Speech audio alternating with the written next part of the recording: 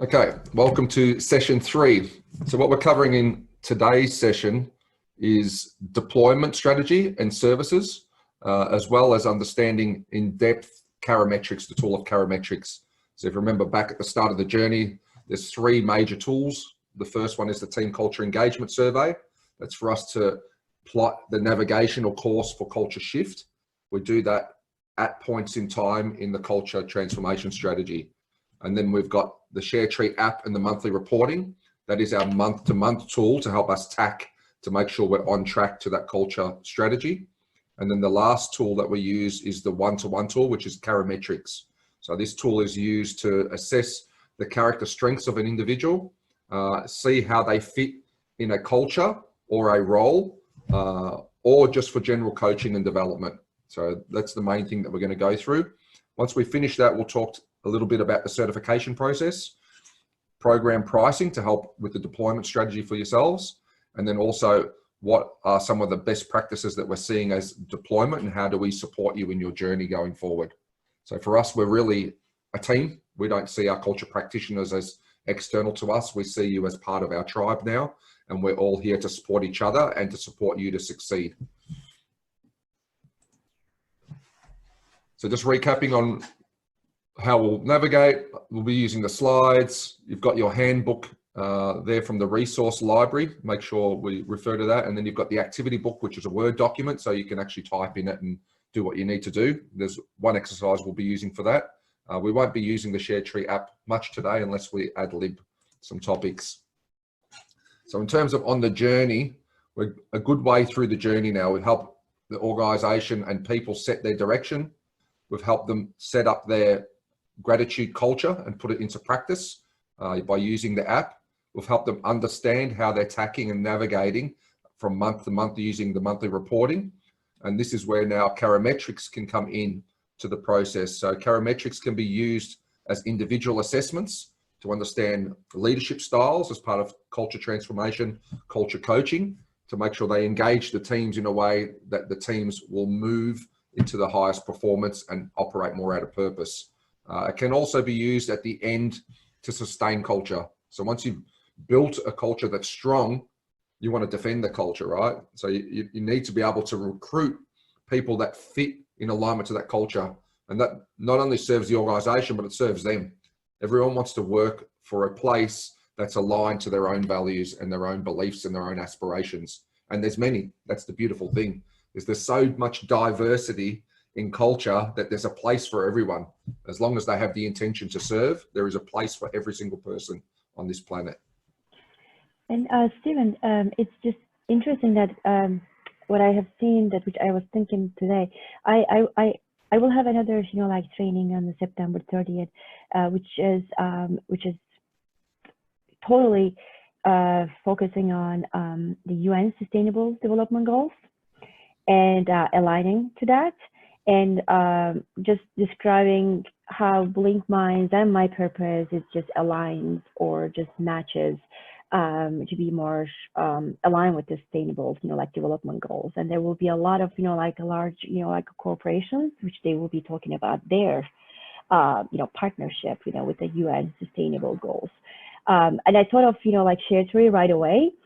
And if I have any questions, I will reach out to you. Is that okay? Oh, absolutely, of course. Okay. So the way we do the deployment programs with clients, in this piece where we get them clear on purpose at the start, we go actually really deep to understand, is there a greater purpose that you can serve in the community?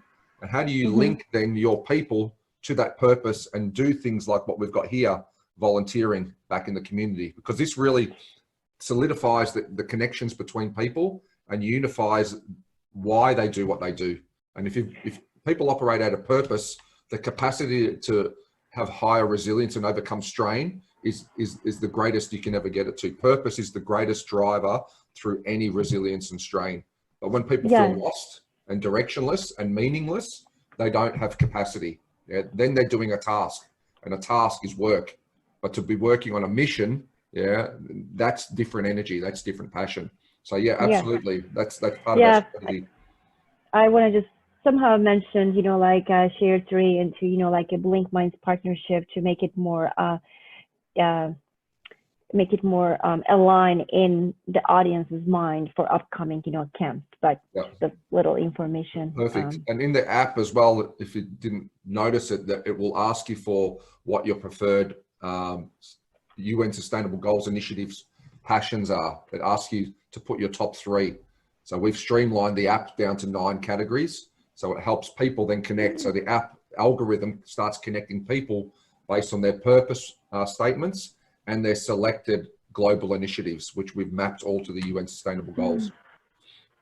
I didn't see that one in the app. Did you show that? Yeah, let me share it with you. Oh, that would be awesome. So I'll just add a screen.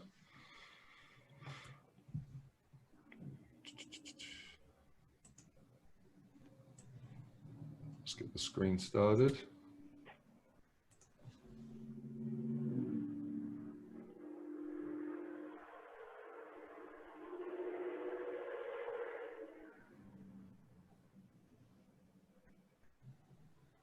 Okay. So in the app itself, if you go into the side menu or you go into your settings, either one will get you to the same place. So you could scroll across, or you could go up here and go to my ShareTree settings. Where is it in the side menu? Volunteer engagement. Oh yeah, there's a couple of different ways you can get there. So you could go through my volunteer engagements. That's going to take you into your volunteering. Or you can just go through my ShareTree into your settings. So when you're in your settings, you see this section here, which is called ShareTree Global Initiatives. This is where you've selected in setting up your profile what your preferences are. So if you edit your profile, you can change that at any time. And if you go to the section around global initiatives, it lists them all out. So they are the 9 initiatives that link to the UN SDGs, Sustainable Development Goals. So the algorithm picks this up and then starts linking you when you're ready to volunteer to those organizations aligned to those purposes. Okay, great. Thank you so much. So when you Sorry for interrupting. search, it's coming in the next feature. When you search, you can run a search. See here, you've got this option to switch to, instead of profile searches, volunteering searches. And then that will start feeding those algorithms. So we're plugging that in 2021. At the moment, the focus is users and cultures. Next will be community organizations, and we start then connecting all these people up globally. Okay, great. Thank you. Yeah, we don't like to do things small at ShareTree. All right. So you guys are all extremely well versed in HR. So this is going to be I'm suspecting a unanimous response. So when you recruit people, everyone wants high character, high competency, right? Everyone wants that. Nobody wants low competency, low character. But the conundrum is when you have the choice between a person of higher competency or lower character, or higher character and lower competency, which would you choose? So let me put up a poll and we'll see what this group thinks.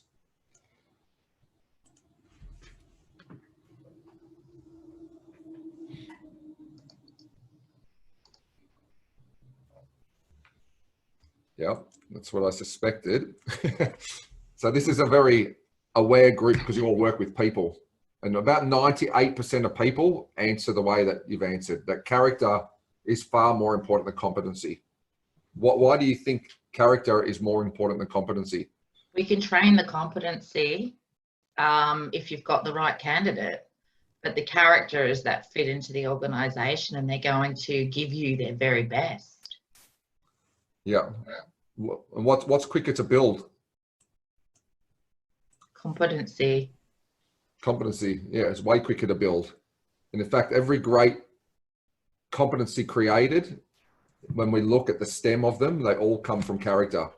So one of the good examples I love using is Usain Bolt, world's fastest man, highest number of records broken from a physical sport, right? That's competency, yeah, and a bit of talent and skill.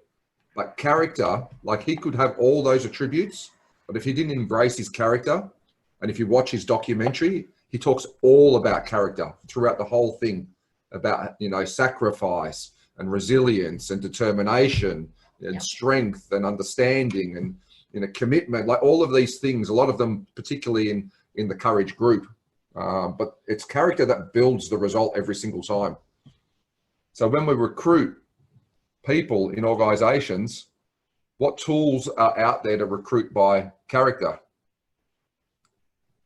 What do you see as a majority? Are a majority of tools out there to recruit by competency or character? Majority More to competency. Yeah. Yeah. And I am just blown away by that, because everybody knows it, but nobody seeks to resolve the problem so that we get better fits. So this is why we built Carametrics.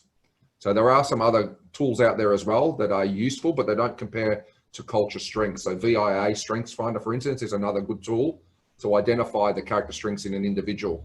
The difference between Carametrics of ShareTree and those other tools is we help you understand the culture of a team and see what the impact is for that fit in a culture or a job role.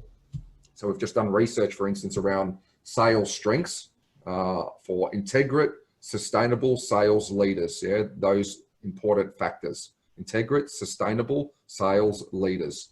And we saw from 50 people that we looked at character strengths that have had success in those roles, what the key attributes are. So now we can recruit people and coach people towards developing character or aligning character to success in that role. And that we want to spread this out across all different roles. So here's the science of character.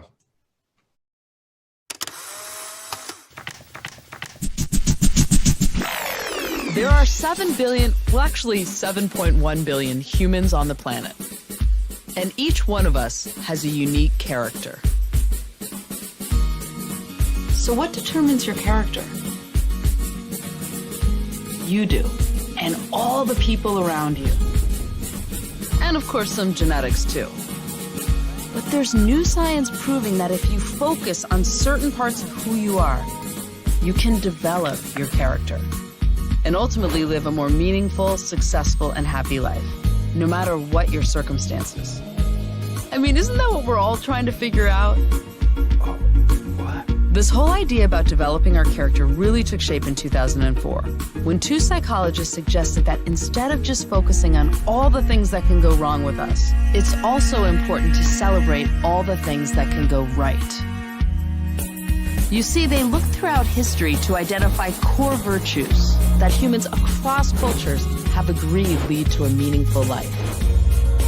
And then they identified 24 character strengths that, when practiced and developed, could lead to these virtues. And they organized them, like scientists have done throughout history to understand things better. These groundbreaking studies showed that every person is a unique combination of these strengths. Like for me, I'm high on curiosity. I could work a little on the prudence. Actually, what is prudence? Anyhow, one of the most interesting parts of all this is they found that if we focus on building upon the strengths we have, it has a lasting effect on our happiness and well-being. So think about it. What are your top 5 strengths?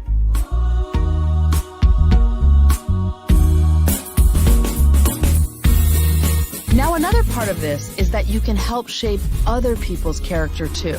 They found that the key to human relationships is ultimately appreciating the character strengths in others. To explore this, we asked people around the world, who do you admire and why? I admire my mother the most because she's very loving and caring. Восхищаюсь целеустремленными людьми, которые готовы бороться за свою цель. The person I admire the most, besides Xin, of course, my sister, because she is so tough and so brave. People who use their creative energy to make the world a better place.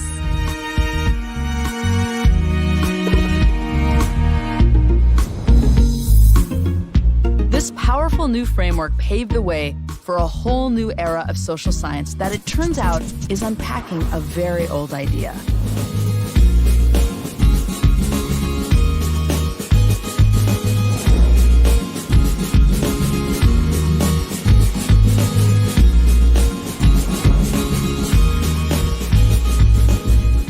So how do we develop these character strengths?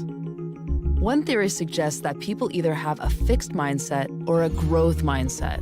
A fixed mindset is the belief that we're born with certain abilities, intelligence, and talents, and we're stuck with it. A growth mindset is believing I can change.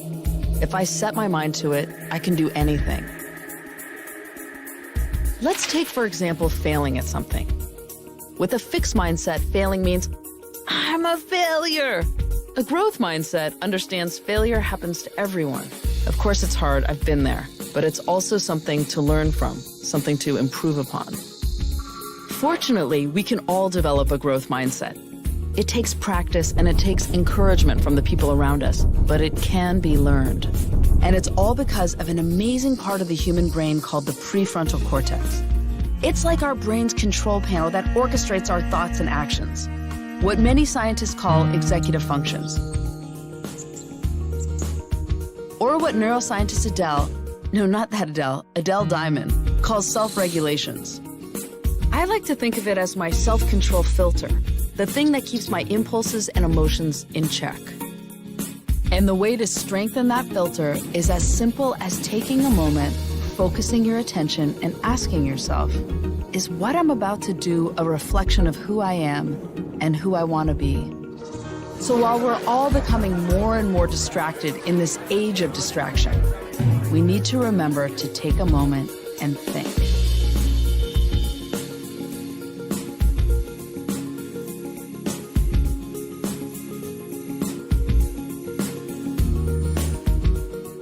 There are a lot of new exciting conversations happening about character.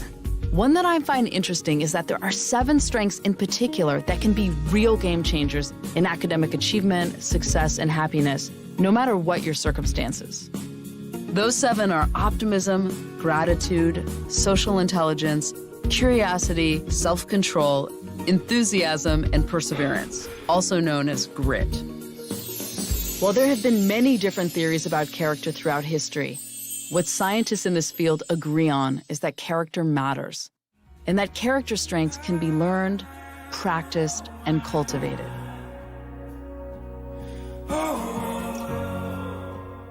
So when you think about yourself, what are your strengths? And how can you find ways to use them more in your home, work, school, and community? It's like you have these superpowers, and focusing your attention on them makes them stronger. And then, if you focus on the people around you and their strengths, it makes them stronger too. As each of us becomes our best versions of ourselves and encourages others to do the same, we can lead to important changes throughout the world. Just imagine a world infused with more humanity, justice, courage, wisdom, and compassion. So if you can be a better version of yourself, how do you want to be? I definitely want to be somebody that other people can feel they can rely on. A man who was courageous. Somebody who went for their goals. As a risk taker. Kind. Exactly like my mom. Beautiful, strong, and powerful. I want people to say that I'm funny. Who is a nice person. Música. Generous. Be yourself. Kind. Accountable. Incondicional. Amanechada la música.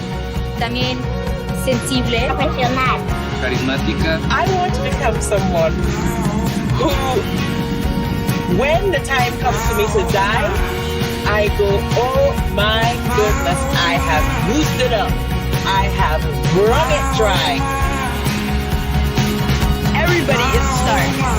They just need to learn how to shine.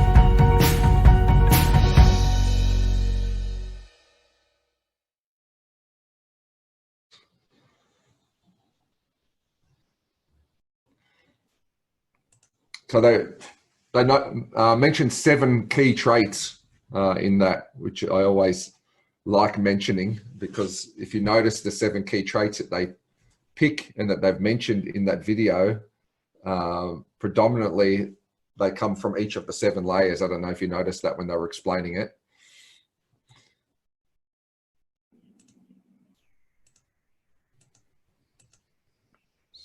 Share. I've lost the image of you guys.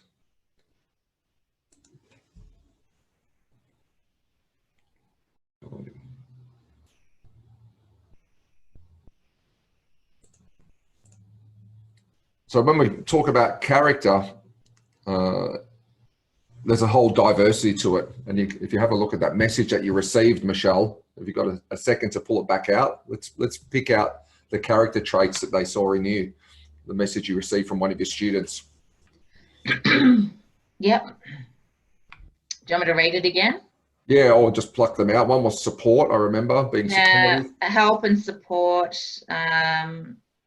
The way you explain things and make it relevant is amazing and really helped me understand clarity. The concepts. Yep. You have such a kind and caring nature, which always made me feel comfortable to work with you. And if I had any questions, I know all the other students feel the same. We could come to you. Yeah. Yeah. So no one ever says, oh, the way you ran the PowerPoint slides, the types of software you use, like this is all inconsequential to the outcome. It's always character that people appreciate. Yeah. So what the science of character was strongly talking about at the start is mindset. And what Charometrics is a really strong tool to help people unlock their mindset, to move away from fixed mindset more to growth mindset.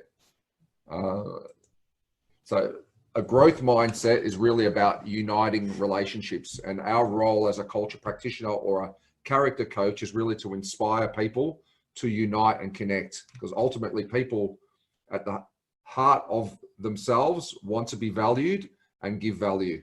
It's the ego layer that starts these conflicts and control. So the fixed mindset is dividing relationships.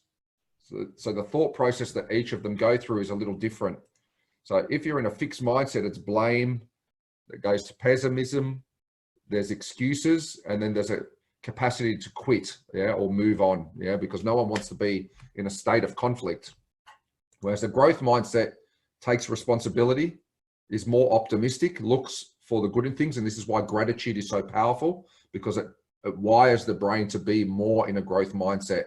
It helps people take action because you've got more resilience to overcome strain, and it makes you more visionary, yeah, which is what this dopamine does. It gives you this clarity and moves you forward. So when we're looking at the image on the screen, what do you guys see? What do you know? A cat? Which way is it turning or moving? Anti-clockwise. Both. Jen's is going anti-clockwise and clockwise. Michelle's is going anti-clockwise. What's yours doing, Naz?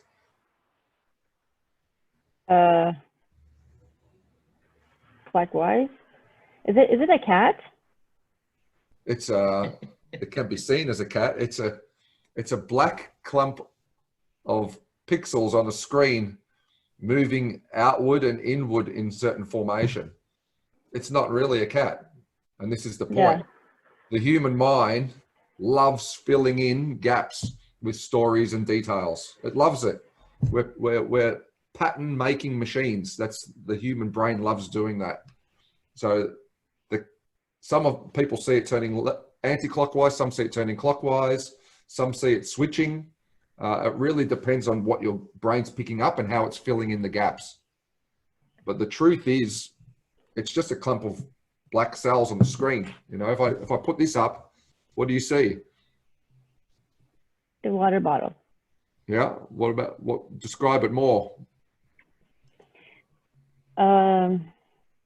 Just black and green. And water bottle, like a cylinder. Yeah. And it's got a sticker on it, right? Yeah, I couldn't see that. Yeah, is there a sticker on it? There is a sticker on it. Yeah, But only from my perspective, and this is where conflict can arise. People take a perspective as only one truth, but there's actually many truths depending on what angle you're looking at this bottle from. And life's the same. So when we look at people for their character strengths, it takes this aspect out, that there's only one truth. There's more than one truth. There's multiple truths to life. So it's about helping people understand and appreciating the diversity as a character coach. Yeah. It's funny that today, when I was giving the training, I was talking about the fixed mindset versus growth mindset. And there was like 500 people. And I said, I really want you guys to fail. And this is why I want you to fail. And then they were just really like surprised because there's a fear. And I say, well, if there's a fear, there's a power. So really just working on the, like a growth mindset today, which kind of what exactly reminds me of the video and what you just said. Yeah. So has anyone seen this model before, the DILTS model? So it's used fairly frequently in NLP, and it goes through the layers of consciousness. So how do we create shift in ourselves and in others? This becomes very important to understand. Now, if we want to look at the mind from the inner core outward, right at the very center and core of us is purpose, spirit, and character. The next layer out from that is our instinct and ego. What do you think is the role of the instinct and ego?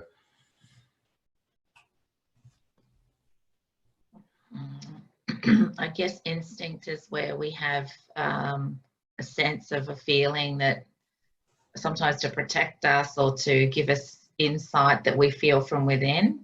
Yep. And ego is obviously can be seen as when we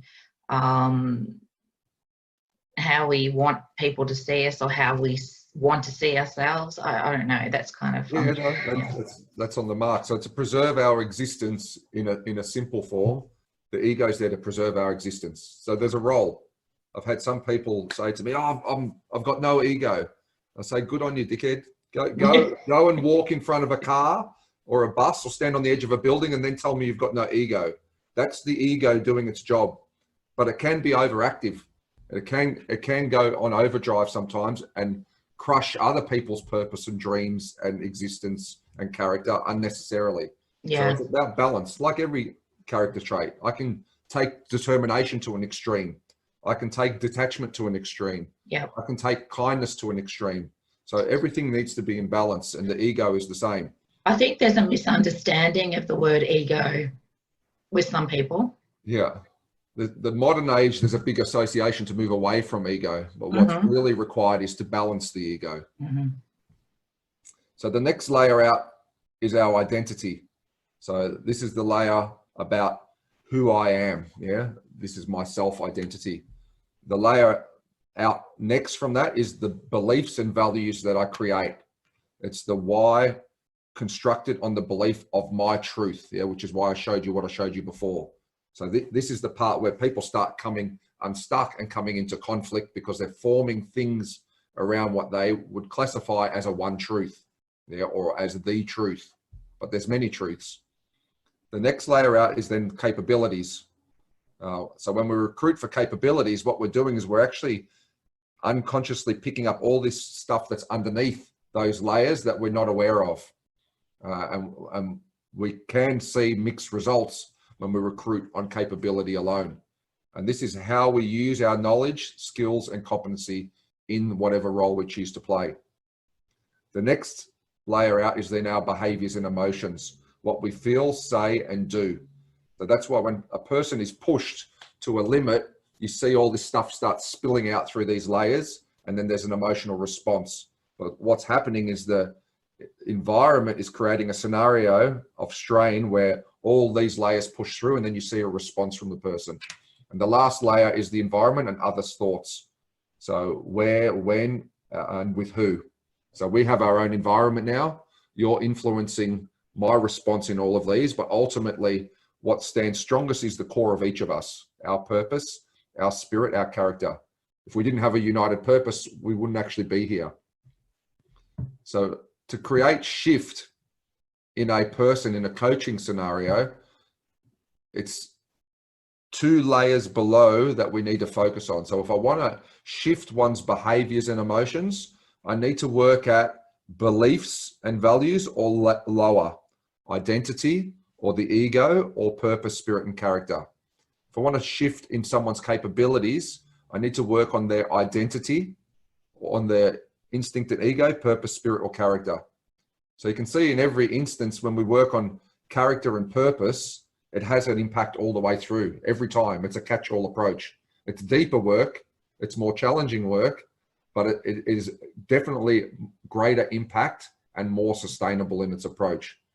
Now, if I wanted to shift someone's capabilities and I put them in a new environment, it's not going to have an impact.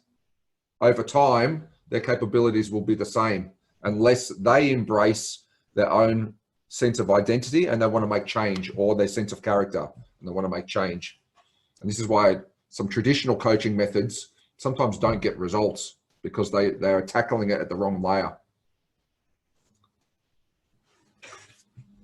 So our experiences happen to us right through life, and there's different filters that are created in these experience layers. So there's a range of experiences, and then there's a depth to an experience. So on the x-axis here, the number of experiences I have over time will form a practical reference for me in my life, which starts building these layers. And on the y-axis, the number of sources of my experience builds my breadth of experience. So one is giving me depth of experience. So I go out and I ride a bike for the first time and I get this one experience and I fall off. But if I keep getting on the bike more and more and more times, and I get more experience, and then I ride more bikes in more locations, I build this breadth and depth of experience. And then I form a viewpoint or a framework about what it's like to ride a bike. I ride mountain bikes, I ride racing bikes, I ride unicycles, like that's breadth. And then to ride them for many years is depth. So time alone, when we said in the first session, the evolution cycle, time is a factor to our character development, but it only explains, the range, not the depth. The depth is really how much courage we have to go to an experience and explore it fully without harming ourselves or others. So when we're coaching people, it's important to understand what is their breadth and range and what is their depth of experience when they're forming whatever filters they've created for themselves. So as we broaden our experience and wings, it builds strength and resilience, and new experiences create only turbulence and they don't blow us off course. So these people that you see have really a wide range of experience over time, are really stable sources of support, leadership, whatever it might be. This is why you don't get people in high school leading nations. They've got some smart ideas, but they probably don't yet have the range of experience to lead a whole nation.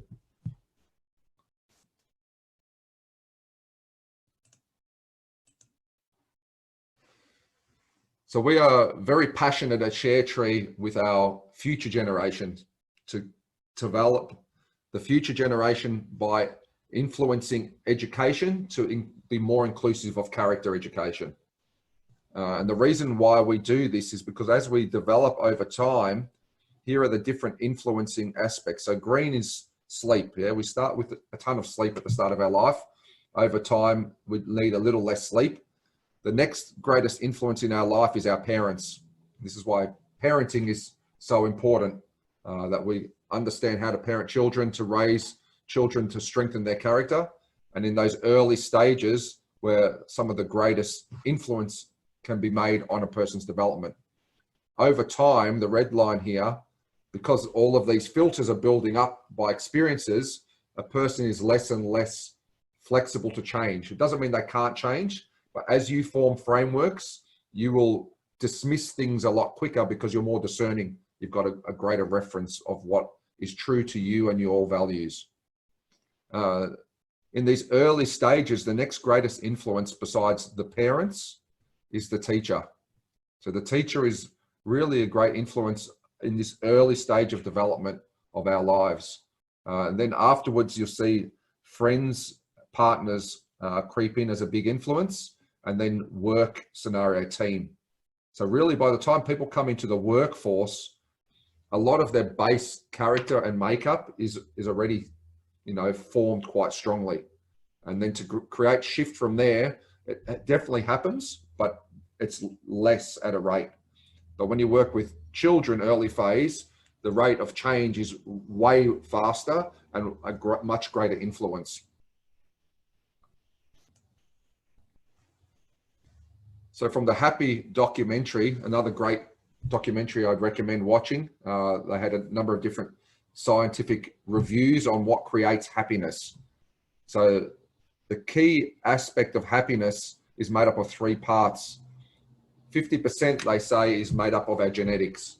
Yeah, so we come pre-wired based on what our parents have given us, which includes their emotional and character journeys. Yeah, that's imprinted in them. Then there's a huge part there, which is choice. 40% of what we do is all choice. And then 10% is circumstance and the environment. So even a person in the most challenging environments with the right base mindset and genetics can evolve. Now, it does slow them down or stifle their achievement, but it doesn't stifle their growth and character. The strain itself actually speeds up character growth if one embraces it with a mindset of growth. So it's very powerful. The environment can wane down on a mindset over time. So if you've got a very adverse environment, it can put weight, but ultimately your mindset and your choice is king. Nelson Mandela is one of the greatest examples of that. He was in prison for countless number of years, I think 28 years or something, but don't quote me on it. But with a positive mindset, came out of there to lead a country, through creating diversity and inclusion. So just amazing examples of character strength. And he talks very widely about character. So when we experience something in life, how is a mindset now created? So there's an event plus a response, which will equal our outcome. So something will happen, positive or negative. We don't really know, but events happen to us all the time. Then they go through our 7 layers filters and we take a perspective on them. And then we have a choice, and this is where growth mindset plays a role. We have a choice. So in character coaching, it's really making people aware to their choices and their responses to what it is. Like it said in the video before, take a moment, pause, and think about how I respond to this, and does it really reflect who I am and who I want to be as a character? Once we make a response, we put it out to the world, we can't take it back. We can make amends for it if we haven't made a wise choice, but we can't take it back. So this process right here about taking perspective and making a choice is really an important one. Now, over time, in these early phases in particular, things can happen to us that create sensitivities, positive and negative. Greatest events in our lives makes us attracted to certain things, and negative events or events that create trauma, emotional trauma, can make us move away from things. So I'll give you an extreme scenario. Say I am a woman raped by a man. So the ego is now doing its job to prevent trauma from me happening again. So what it can do, doesn't necessarily do this, but what it can do is create a filter to prevent from that scenario happening again. So it will have a more sensitive view and perspective around men that are similar to the profile of the incident that may have occurred. So when we go through life, that filter may be creating false judgments, but ultimately it's taking an extreme course to protect us from being harmed again. Now, what people fear most is not the event itself. What they fear is the emotions that the event creates. And that's what they get scared of, because the event's past. You're now in a safe space. But what you fear is that something will happen to create those emotions again, which make you feel very uncomfortable or very traumatized or very devalued, in fact. So rape is an extreme example. but it is so damaging to people. Yeah, it's an invasion of their own space. It's a crushing of their own power. It's a crushing of their own sense of freedom and guilt and the shame and fear. There's so many things built into that type of trauma. There's a lot of that happens that we work with in the RISE program. And that's why I bring it up. It's a very extreme case. Now, there can be smaller filters. It can be just something that one of your parents has said. Yeah, at a moment of vulnerability, when you're early in your life and you're forming perspectives, they say something, and we hold our parents often to be, the bringers of truth. Yeah, they help form our frameworks.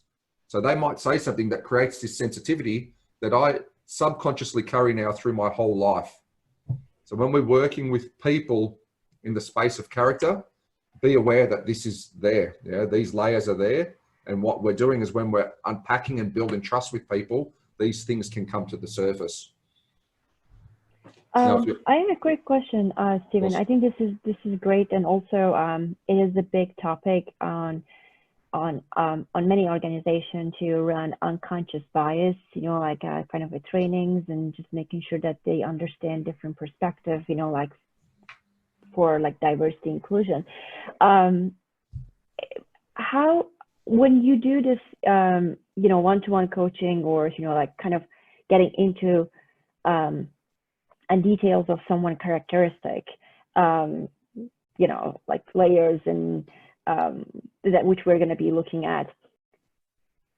Have you seen like helping people to actually just change their perspective, or just to look at in a way that actually just kind of build the growth mindset and being able to react to in a different way, with the less fear and different emotion, or just managing their emotion in a different way? Absolutely. There's two aspects, and we're going to go through them. One is companioning, and the other one is coaching. So companioning, what we're helping people do is empty the cup of emotional trauma, and we'll go through that cycle. And either one can come out. So when you build trust with people, I'm sure you guys have experienced it because you're all in the space of people. Once there's trust there, people start to open up, and they'll open up in two ways: to let go of something that's holding them back, or to help you guide them to create clarity about where they want to go. Yeah, but in both scenarios, people are trying to move. One is letting go of baggage. The other is inspiring to overcome strain or challenge and move forward. So in that process, trust is the key aspect, to build trust, and we're going to go through that. So the sensitive filters can pop up, and if you're not comfortable in that space, there's a couple of things you can do. You can keep the conversation what I call lighter or higher up. Yeah, you don't go deep into the conversation. You keep it higher to be safe. If you get a sense of that, you give them a way to connect with someone that is more comfortable and skilled in undoing that aspect of themselves. Now, we're not there to rescue anybody. What we want them to do is navigate their own journey. If you come from that space, you can't harm anyone. Yeah, they could tell you about the deepest trauma that ever happened, and if you're just holding space, you can't harm that person in any way. But if they're being heard, which is one of the ways of being valued, if they're being seen, they're being supported, all of these things create a process for them to let go of the emotion. And then it's just some words of wisdom around character, to build them back up again. So a person has positive or negative ones. So there can be positive ones as well, that create sensitivities for us to be attracted to certain things, which in fact is how drug addiction cycle works. That they have a positive experience, they keep going back to it, and it's harming their own body, but they're going back to that to try get that experience over and over and over. That's the cycle of addiction. So these can drive or cripple a person, as the experience can create sensitivity, which may distort future experiences. So be mindful of that when you're working with people on character coaching. So here is the cycle of creating a framework of references and filters. So the early phase is more influential. Remember, we went through the 7 layers of character development and evolution.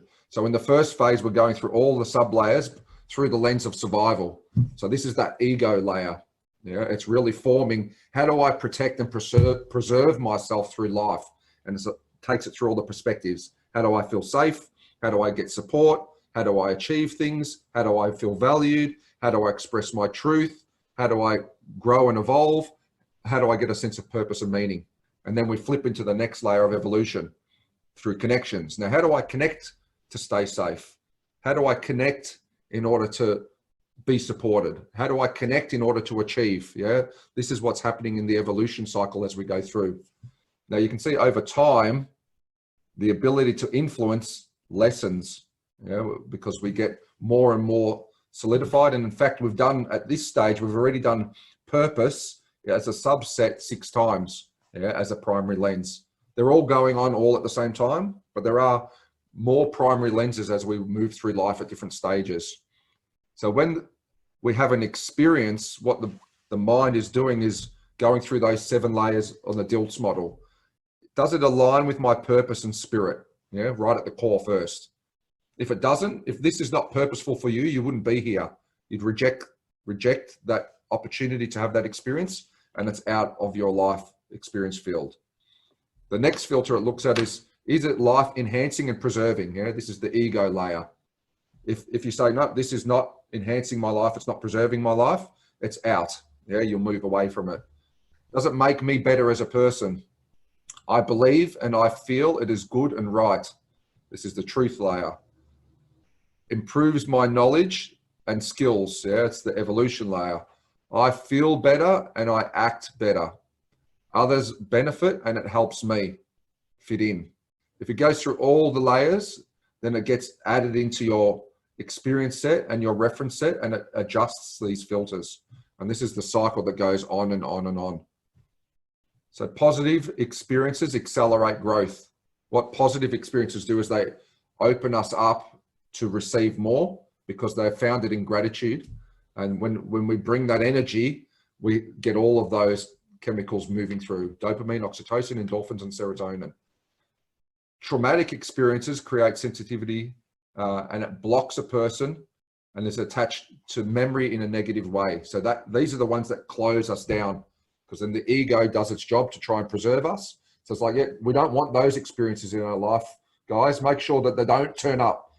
Do everything you can to keep them out. They are harming us, but that slows down the experience. So to help them validate that there's actually character strength and growth from any experience, to embrace that and know that they are safely now in the present, and to make wise choices and create boundaries to avoid a circumstance happening again, but to find safety and sanctuary in the present, and let go of the emotion and bring forward the character strengths. That's essentially the process I've seen in all the coaching work I've done, all of the meditation circles work we've done with trauma, all of the shamanic work we've done, and all of the strategic work we've done with executive. It's the same cycle over and over and over.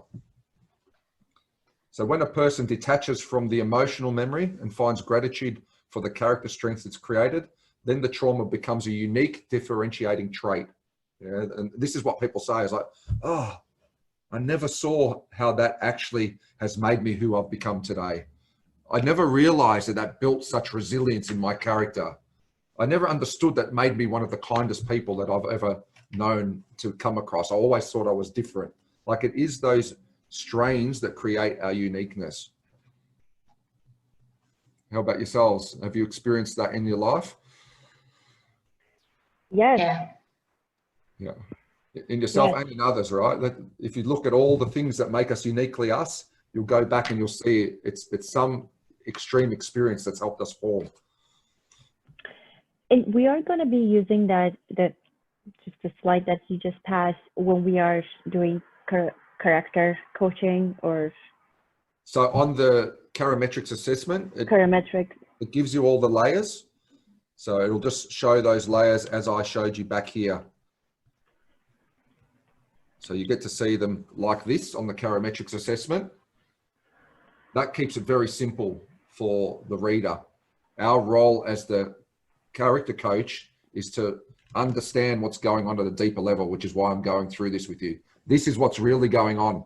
When you help people that willfully choose out of a relationship of trust to create shift. And they're all important steps. They have to choose it. There has to be trust, and they want to move forward. If you get that scenario, then I say go there. Yeah, don't be fearful. You can't harm the person. If it gets super complicated, if there's suicide in there, addiction and other things, then obviously get professional help to support that process, unless you're a psychologist yourself. But I think we all, as caring people, have a capacity to help people on their journey and ourselves. Okay, this will help us. Yeah. Okay, great. And in our network of culture practitioners, there are 3 psychologists, and on our board we have a early development and children's psychologist as well, who's worked with us on developing all of this. So he validates all of our programs. He looks through all of the things that we create and makes sure that scientifically it aligns as well. That's good. So in the 7 layers of human evolution, what you're doing is there's cues that you can look at about what's happened in people's evolution cycles over time. So you can explore either through their language and see where they're saying there's blockages. So the things that create, blockages or limitations in the survival layer is fear. Yeah. So if you're seeing a sense of fear in people, it's likely something has put their existence at risk. Or it could be in the early stage of development in 0 to 6. Yeah, that's the stage where we're assessing how do we exist and how do we prevent ourselves from being harmed. The next phase is from 7 to 13, when there's a lot of issue. If you find things around guilt, yeah, if people are blocked by guilt, it can be a scenario where it's around connection, emotions, and acceptance, or it can also be in that phase between 7 and 13. Yeah, it becomes a more sensitive phase for forming connections, and so on and so forth. Shame is the blocker here. It's about achievement, yeah, doing things, willpower, drive. If you see someone that's wanting more drive, then you look in that space. You ask questions. Love is around sorrow. Communications and expressions is around expressing truth, yeah, or blocked by lies or incongruence in self, one's self-truth. Then there's awareness and insight, illusions, yeah, seeing things not as they are or holding on to false truths. And then the last one is, if they're trying to move into meaning and purpose and spirituality, attachment to the material world, you know, the things that slow that down.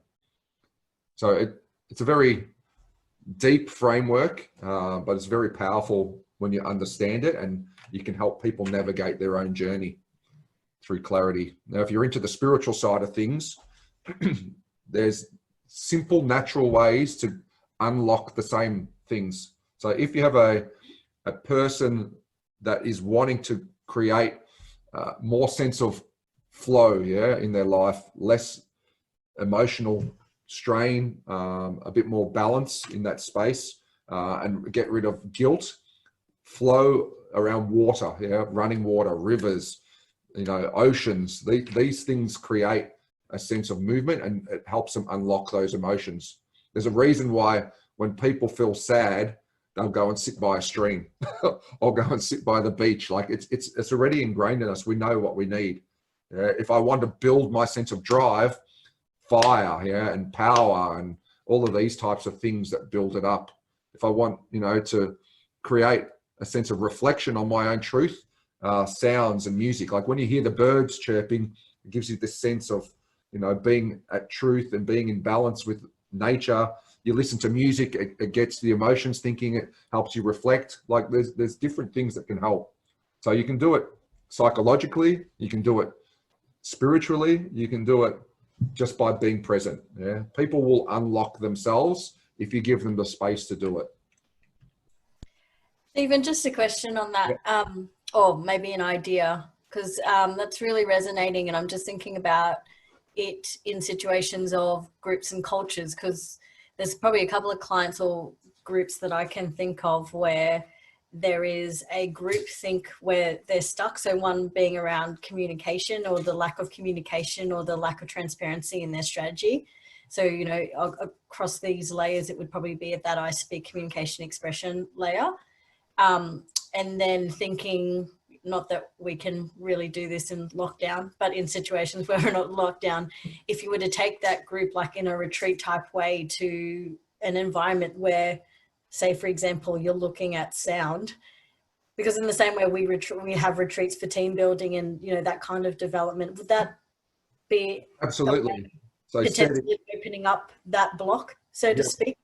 So when we do work in meditation circles and create shifts, healing circles, whatever it is, we go through, we call it 5 S's. So setting intentions, so people come in with a clear intention of why they want to do what they're doing.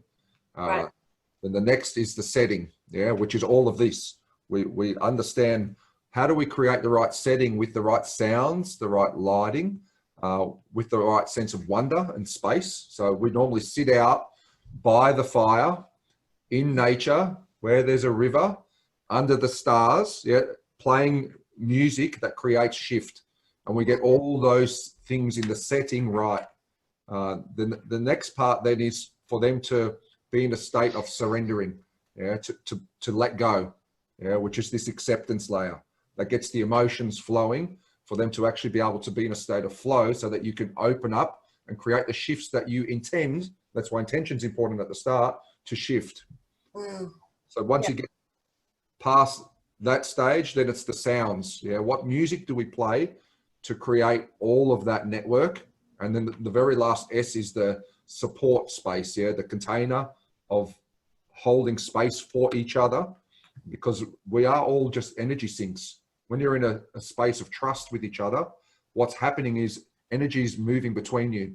So when you companion someone emotionally to empty out some emotional purge, if you go in and start bawling your eyes out and crying with them, that doesn't help them. You need to be strength in empathy. So you stand next to them with care and connection, but resilient, and you become their grounding energy. And then it might do the same for you. You might need a sense of strength. Someone will stand strong and then they will lift you up. So energy all moves around. It's a very fascinating space. Yeah, very cool. Thank you. Appreciate the insight. Good questions. So it's deep, comes with practice, but that's what's going on, and it's all entwined. And the energies become lighter as you go up. I don't know if you noticed that, but they become lighter as you go up. It's linked into the light. If you look at the frequency of all of those colors, they also increase in frequency. And the sound is the same. So everything is interconnected. So when we're acknowledging, like we saw in the science of character, by acknowledging the character strengths of others, this creates this flow. So people see, and it feeds back into all those layers, their sense of identity, their character, their values, everything is aligned to that process. And that's the unspoken part of the mind. It doesn't have a lot of language. So here's how we acknowledge, particularly with kids, how it's important.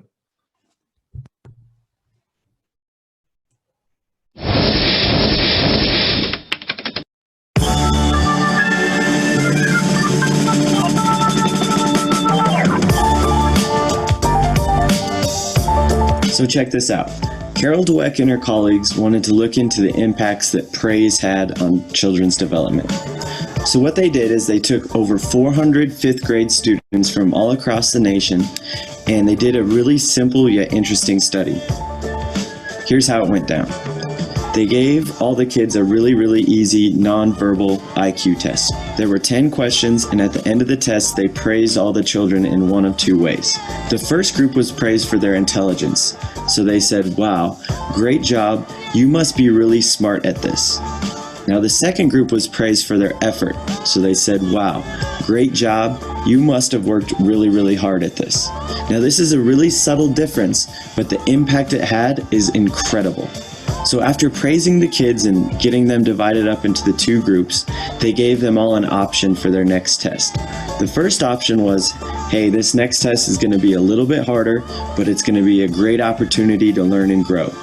Now the second option was, this next test will be similar to the first and you will surely do well on it. Now the interesting thing is, out of the group that was praised for their intelligence, 67% of them chose the easier option. while 92% of the kids who were praised for their effort chose the harder test. This is unbelievable to think about, how just the subtle difference in the way that they were praised had such an impact. Carol Dweck explains why this happens. Child or adult hears, oh, you think I'm brilliant and talented. That's why you admire me. That's why you value me. I better not do anything that will disprove this evaluation. As a result, they enter a fixed mindset, they play it safe in the future, and they limit the growth of their talents. Whereas focusing on the strategies they use, the way they're stretching themselves and taking on hard tasks, the intense practice they're doing, those are the kinds of things that say to a child or an older athlete, it's about the process of growth. As a result, they don't feel, oh, if I make a mistake, you won't think I'm talented. They think, oh, if I don't take on hard things and stick to them, I'm not going to grow. Next, Dweck and her colleagues gave all the kids a really, really difficult test. It was one that they would surely fail, but they wanted to look at how the different kids attacked this challenge. Dweck noticed that the group that was praised for effort worked harder, longer, and actually enjoyed this test more than the group that was praised for their intelligence. This group got really frustrated with this test and had the tendency to give up early. After this artificially induced failure round, all of the kids were given a third and final test. Now this test was the same level of difficulty as the first one, but check out the results. The group that was praised for their intelligence actually did worse on this test than the first one. Their average score actually dropped by 20%, while the group that was praised for their effort did significantly better, raising their average score by nearly 30%. This is a 50% difference in performance that was caused by a few subtle differences in the way that they were praised. This study shows how praise can either make or break a child's development. I mean, we all do it. We all want to be positive with the children we work with, so teachers, coaches, parents are always looking for ways to support their kids and tend to praise them quite a bit. So we need to look at research like this and realize, okay, praise is a good thing and there's nothing wrong with being positive, but we need to be very careful about praising someone's intelligence or abilities and focus more on the process and the effort that they put forth. I think this is a pretty easy fix that will help us develop growth mindsets within the kids that we work with. And as all the research shows, having a growth mindset has a big time impact on the development of a child, whether it's on the court, in the classroom, or just in life. Thanks so much for following along and watching this video. For more like this, visit Championship Basketball.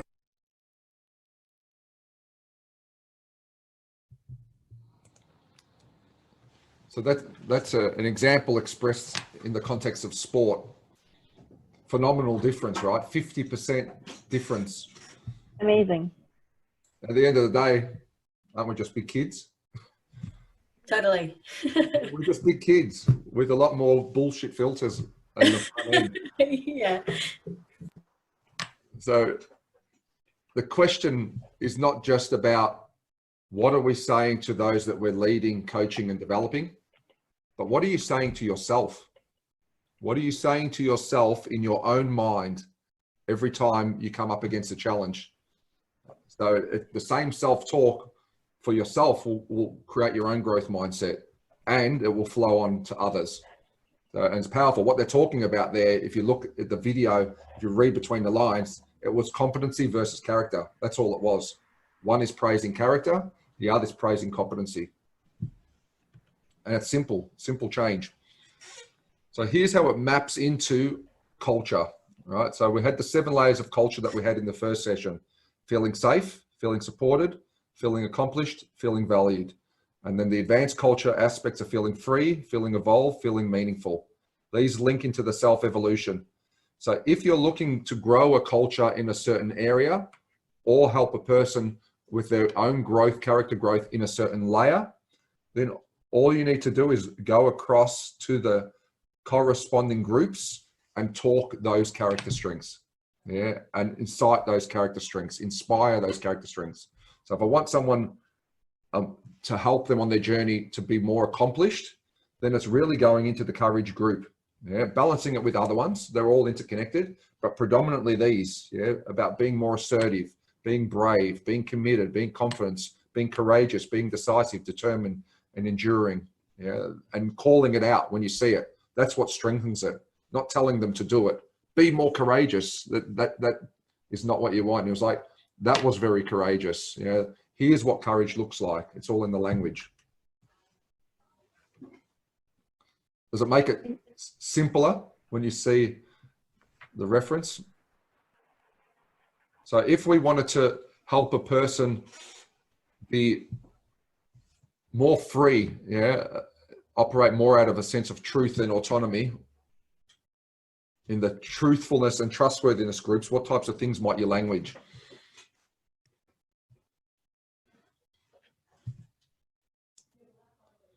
This is one of the most challenging layers. That's why I picked it. Can you repeat the question, Stephen?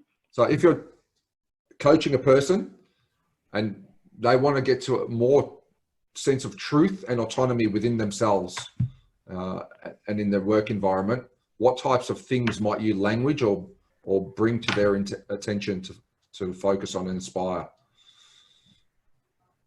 Under courage, right? On truth, feeling free. So help a person feel free. Oh, okay, sure. I was thinking having open and honest communication and conversations with their team members. Yeah, yeah. Honesty, yeah, one of the key ones. What else? What else could you do?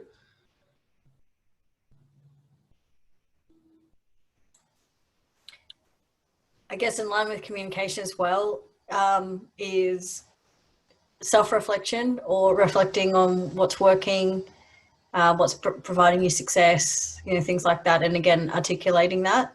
Yeah, yeah, calling it out when you see it. And the reason why I raise this level in adult coaching and in adults, it's one of the biggest, the most common block areas, yeah, where people don't feel like they can express their truth. Yeah, they suppress their voice, or they don't have the skills to be able to express their truth without it becoming emotional. Yeah, because they feel judged. And if you unlock that in a culture, and that creates psychological safety, the whole culture flourishes. And it's an important one. Leaders are the creators of that trusted space. Yeah, and we're going to go into trust shortly. So in recruitment, what tools have you guys used so far to recruit people? What have you experienced when you've been recruited or when you're recruiting? Probably the top 4, 5, the top 5. Oh, sorry, top 4. Yeah, so culture engagement, behavior and EQ. Oh, not when recruiting, I haven't, sorry. Yep. Behavioral, psychometric. Yep. I don't know what a paradox assessment is. Paradox is, yeah, it's a tool that we use with one of our partners. It looks at one's self-identity and it does paradoxes to see how you respond. Yeah, it's quite a powerful tool. It works really well in conjunction with something like Parametrics. Some people love DISC, which is behavioral. I'm not a huge fan of DISC. It's good, I find, for communication style, but DISC can change quite fluid. And we did some correlation research to roles, and there's no correlation to DISC profiles. Anyone with any behavior and communication styles can achieve any outcome, but not the same so about character. Yeah, I can see that too. I guess you assess them against the capability, so the skills and their capability experience in the role. Yeah. So and you decide whether you think they're a good fit for your culture. Yeah. So with the culture, on a very, you know, just as really the thoughts of others, isn't it? Unless you really go in depth. With like what we've done with Team Culture Engagement Survey, or you have Share Tree running, then you see what the real culture is. Yeah. Here's the group of people that you're walking into. How are you going to fit? That's what Parametrics does. Yeah. How are you going to help that culture grow? Where are you going to contribute to it? How aligned are you to it? Mm. And it's not fitting exactly the wheel. It's about the collective of the team creating shifts. So if we want more drive in the team, then we can recruit someone that's very strong in that space. Yes. So that's the power of Karometrics that we're going to go into now. So what Karometrics has is really 2 pages to it. We'll go through in detail. The first page is their character strengths. It looks at their strengths of an individual as they've expressed against a global average, which is what the green line is. And then it shows their strengths, because when they answer the questions, it's one of 2 goods. And this is why it's not you can lie on it, but you can't manipulate the outcome. Because it's like, are you more purposeful? Or are you more determined? It's like, well, they're both good. I'm not trying to get to a good outcome because they're both good. Yeah, that's right. Which one is you? That's all we're asking. Which one is you? So in fact, if you lie to yourself on ours, what you're doing is potentially fitting yourself to a culture that's not aligned to you. So you're harming yourself by lying. So I have done that quite often. Say again? I have done that quite often. Like through my experiences, just by not knowing exactly where you fit. And that's where I think Chair Tree, like with Blink Minds and my purpose to help the, future generation to be aware of and being mindful about their character, pretty much mapping and be able to find out, like happiness and gratitude. Yeah. So it's a measure of truth. So even the paradox, it's looking at positives and negatives. And again, you'll move towards what you think is better. This is just one of 2 goods. So we ask it in the context of your individual strengths. What is your greatest strength? And then we ask again in a work scenario, in a team scenario, which of these strengths do you lead with? So we're asking the same groups through different perspectives. And then we see in this bottom section here, how it shows up. So purposefulness. And what we've done here is we've looked at all of the acknowledgements in teams through ShareTree app out of that group. And the most acknowledged character trait in that group is clarity. Yeah, so we pair them together. The next part is really putting in an organizational culture aspiration or living, or it can be a role aspiration, the 3 primaries and the 4 supporting values. And then that will map a person's character strengths to an aspiration. So you see how they fit. And the bottom part here just shows you it per group. And then it shows you the balance between performance and moral versus your aspiration. DISC, we won't go into DISC a great deal. I'm a certified DISC facilitator, though in the process of learning DISC, I understood how it's useful around communication, understanding behavior, flexibility, but it doesn't really tell us a lot about the outcomes of a person. It tells us more about how they prefer to communicate. Are you guys familiar with DISC? Yeah. Yeah. Do you want to spend time on DISC, or we'll just move past it? If you want to do DISC, I think we can run a separate session. What about yourself, Jen? Probably just a question, because I find that DISC is still considered the profiling tool of choice.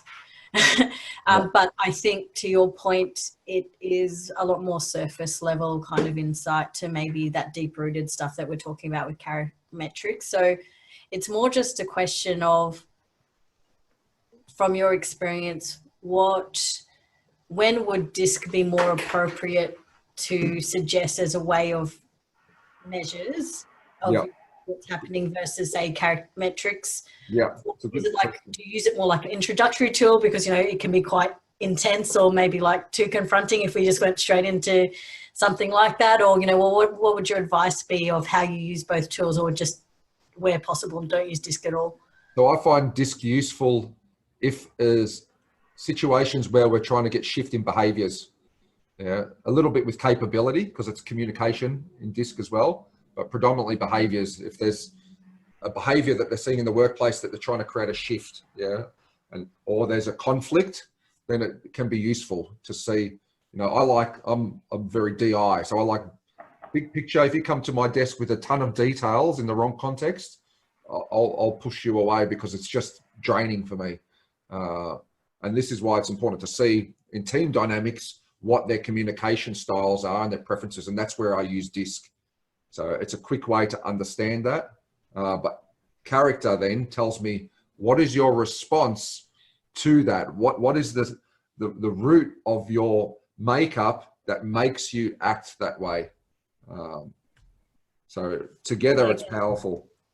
So typically I only do DISC in those scenarios or where the customer requests it. And that's why we have it there. It is a very popular one. So we added it in there. But most of the time I can go with character and get the same outcomes, maybe not on the communication side as quickly, but I'll see it through the conversation after we start unpacking people's character strengths and the patterns. Okay, great, thank you. They're both tools to create discussion. Ultimately, any tool is really about creating discussion. Nothing's absolute, and everything is at the choice of the person that we're there to serve. That's important to remember. So in the cycle of engaging people with this tool, it can either become coaching or companioning. And I want to talk about the differences of the two. And it can be both. And it can be cycles of it happening over and over and over. So it can start out as coaching. It can move to companioning when you see something that's holding them back that they want to let go of. And then it can move back to coaching, and then something else in companioning can come out. So it's a very diverse conversation, but you are switching between the two or predominantly on one or the other. So if we are coaching, it's important that we are invited. Yeah, if we're to give guidance for people to find their clarity, it needs to be invited. So if I go to you and say, hey, Jen, how about you do this? Yeah, the first response is like, the filters all turn on. Is this a person that I want advice from? Like all these subconscious layers are now playing. It's like, oh yeah, have they got what I want in life? Are there good intentions? Why are they telling me this? What have I done wrong? So, but if it's invited, now you come from a space of being open because you've already pre-selected all those filters. Now it's about being wisely purposeful, creating empowerment, and bringing growth and clarity. That's predominantly what the coaching space is about. Yeah, and it's helping them on their own journey. In every instance, whether it's coaching or companioning, it's about asking good questions for them to create their own journey. In the companioning space, it's about being trusted. That's the key difference. It's not that you're not trusted in coaching. It definitely helps, but it's not mandatory. But in companioning, trust is mandatory. Yeah, people are going to open up to very sacred and meaningful, deep things. And it's about being empathetically mindful, yeah, being present to be there with them, to create healing, to let go of emotions typically, and to bring grounding, emotional grounding. So the cycle is, in mentality, they call it the be, do, have cycle. So to be in a certain way, to help them do certain things so they can have a certain outcome. Be, do, have. And be is all about character. Who do I want to be? And then what do I want to do? That's my action plan in order to have what I want to have, which is the manifestation. Yeah, it's where I want to go with my life.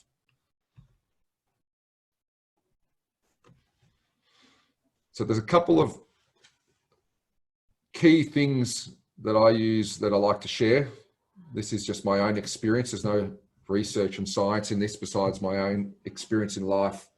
So alignment is really a key aspect, particularly when we're working with business partners or we're working with clients, that the intention of what they seek to achieve and what we seek to deliver is the same, and that the intensity is somewhat matched. That's important for alignment. And then the cut through is love and laughter. I've discovered this with my own kids. So different personalities respond to different things, but if there's really a blockage, bringing love or bringing laughter will help break that barrier down. So laughter works better on my daughter and love works better on my son. And he's more of a loving being and she's more of a warrior spirit.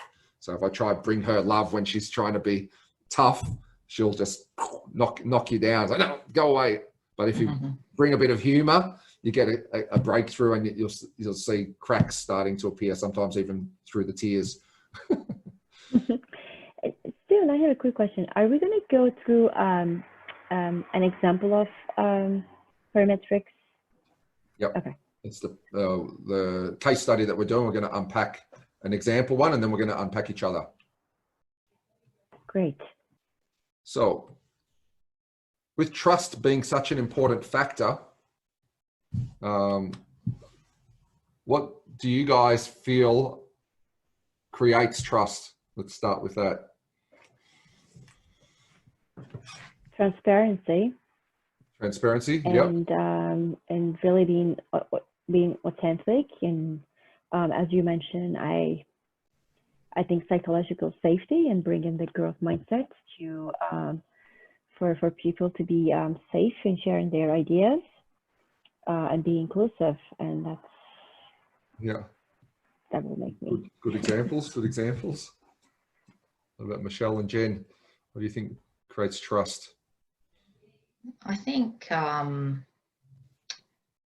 you know, honesty is always important and integrity, but I think providing positive outcomes for people and they see that you're there for them and you can show them that you've done something for them that's been a benefit to them and they've been grateful for that. Yeah. And I think that builds trust. Yeah. Keeping confidential stuff confidential, allowing them to talk to you openly and honestly without you judging them. Yeah. Yeah. Good examples. Good examples. Great examples. Anything yourself, Jen, you would add to that? Yeah, I think all of the above. Maybe the only thing I would add would be creating a sense of vulnerability to get to a level of trust. I'm probably speaking from my experience when I'm trying to build trust quickly with a group that I have no background or experience with, is I'll share something quite personal or something like that I've experienced that they can hopefully relate to sort of set an expectation of the level of sharing that will occur. Say for a group, or if it's one-on-one, then, you know, similar sort of thing, like I'm the new one here, like, you know, I'm really just learning the ropes. What would you like to share type thing, as opposed to come in knowing everything. Yeah. So I do use it as intentionally to get to a point of trust pretty quickly. I agree with that, Jen. I do something very similar with your groups because you need to build the trust quickly, and they can feel if you're genuine very quickly. Yeah, definitely. Yeah. There's some great examples. So we did a piece researching trust through known and also practical, and we found there's key factors in creating trust, which we use the acronym C teams. Yeah, so there's different requirements from different relationships in trust, but it's still wrapped up in the C team concept. So your partners, your friends, and your colleagues, the interaction is slightly different, but out of the same groups. So communication is really the opening piece. If we don't have the ability to communicate, we can't really build trust because they don't know anything about us. Now, communication is not just our words, it's our actions, as Michelle said. It's to follow through, to do what you say. It's our body language, it's our intentions. So all of those things make up communication. So provide clarity, set clear boundaries, and be discreet, something that you mentioned as well, Michelle, discretion, which helps build trust. Now, the aspects of trust are these four: truth, so congruence, honesty with ourselves and with others, and no gossip. Yeah, gossip is an absolute trust killer. If you see someone gossiping, what do you think or feel? You know that you really can't trust them with something you might tell them. Exactly. If that's the way they act with somebody else's sacred information, how are they going to act with yours? So it instantly damages trust. And when we're working with team cultures, helping people become aware of how damaging gossip is really a key factor in building good truth within a culture for psychological safety. The next one is empathy, yeah, which you all touched on that. Yeah, to be present for someone, to support them, to be there, to listen with compassion and genuine care without rescuing and remaining centered. So what do I mean by without rescuing? You can't solve their issue for them. You can listen and you can support and even maybe provide a few examples, but you can't solve the issue for them. They need to build up the ability to do that for themselves. Spot on. So we run a workshop with solving the Rubik's Cube, where we teach people how to operate in teams. And solving the Rubik's Cube is a complex thing. Most people are blown away that they can do it at the end of a session. So where we teach people about the process of rescuing in that scenario is when we see someone that's struggling to solve the cube and build the competency themselves, and you take the cube away and you do it for them, how does that serve that person? It doesn't. No. Will they ever be able to solve the cube? Never. So, and this is the same thing we do when someone's in distress. If we try and solve the problem for them, we actually stop the process of them unraveling themselves. So it's a really important aspect, and that's why I wanted to stop on it. And it helps by remaining centered. This is why people that have their own traumas sometimes are not great to be working with somebody else that has the trauma if they haven't yet resolved it themselves, because they want to jump in and they operate out of the emotion and pain to try and help them. The next one is ability. So skills and capability to complete the role we are responsible to play.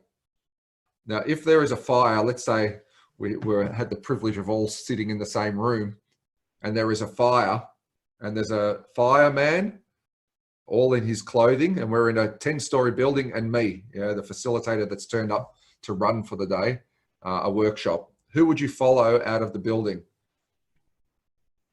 Mm-hmm.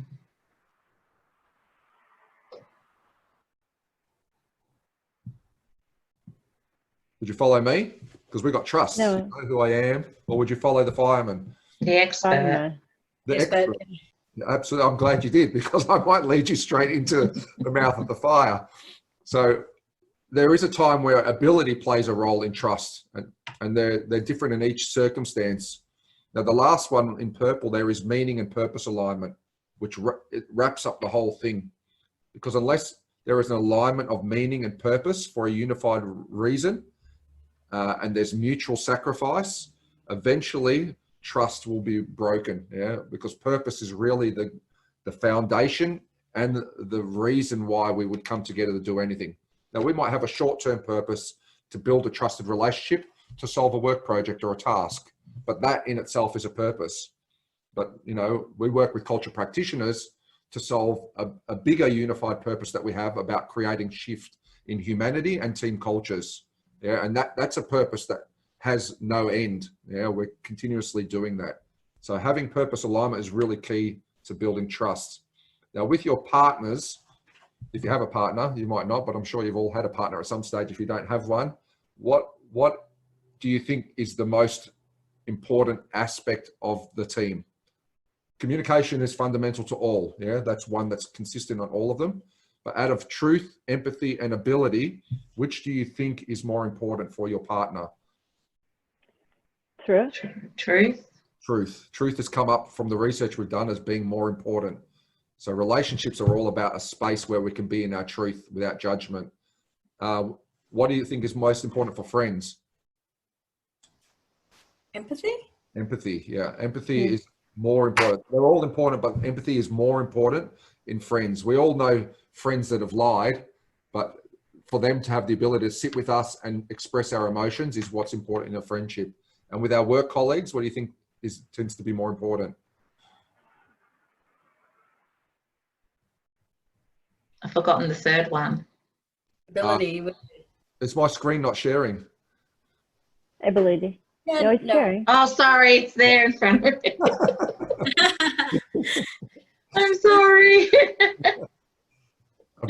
Ability is the one that's more important in a work scenario with colleagues.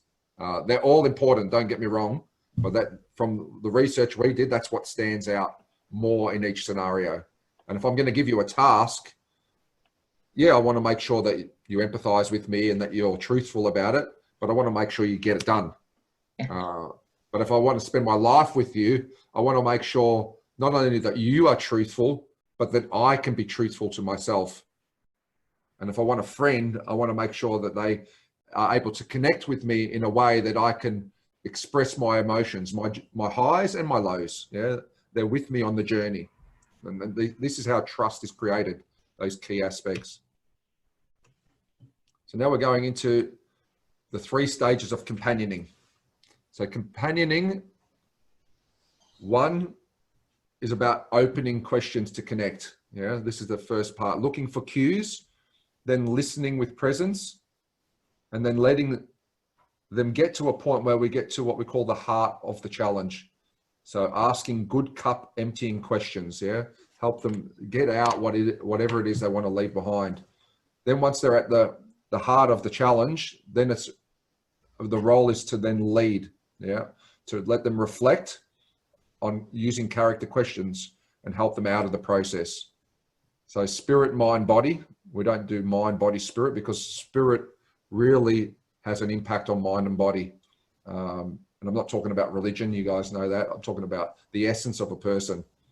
Now, you can come into it through body coaching, yeah, physical coaching, personal training, psychological coaching from the mind, or spiritual coaching. Any aspect will get you there. Ultimately, there's a crossroad between all of them. So companioning helps someone to first get to the heart of a matter and then find their own sanctuary and resolution in the context of character. And this is where character is powerful in this process. So with the coaching you guys have been doing previously, were you using character in that maybe subconsciously or consciously? Probably subconsciously for me. Yeah. Of more recent times, since I've been in tune with the character, with the share tree, I definitely look at character to talk to people. Yeah. Have you noticed, Michelle? Sorry? Now that you're doing it more mindfully, have you noticed the difference? Yeah, definitely. Yeah. I think there's more meaning attached to it and probably potentially much better outcomes. Yeah. I'm loving the companioning, the way that you've described it. It's fabulous. I think, Stephen, one of my experiences with DISC, just because it just made me think of one of the trainings that I have giving for team effectiveness. If you don't know a fundamental, knowledge about the character, the result of DISC, with the behavioral changes, with the one-to-one coaching, it might become unconscious, unconscious coaching or unconscious, columns that you can actually make it very easily. Like if you're talking to someone with a D, I, or D, or, C, you might just really just touch into their character without really knowing what it is with no foundational, knowledge. And that might just, become a little bit uncomfortable. I think that's what I found it more, because there isn't any action related to that conversation. So it just becomes more, these are your motivator, these are your stressor. Yeah. But there's nothing else that I can guide you to do it as an action, out of this training. Yeah. So this is more fundamental. I used to use, so my journey for coaching started out, so I used to be a kickboxing and Muay Thai instructor. Yeah. So in the physical space, and then gym for training the body. And then I moved into a mindset coaching. And then I learnt the tools of DISC and a few other different tools, a whole range of them, in fact. And I was using all of those. And it's not until I came across Claire Cope's values pendulum, which is part of the base research of Share Tree, where I understood the layers of evolution. I was like, oh, now I can see why people seemingly look like they fall off the cliff. But what they're doing is they're going to the next stage of evolution. Yeah, they're strengthening at a greater capacity.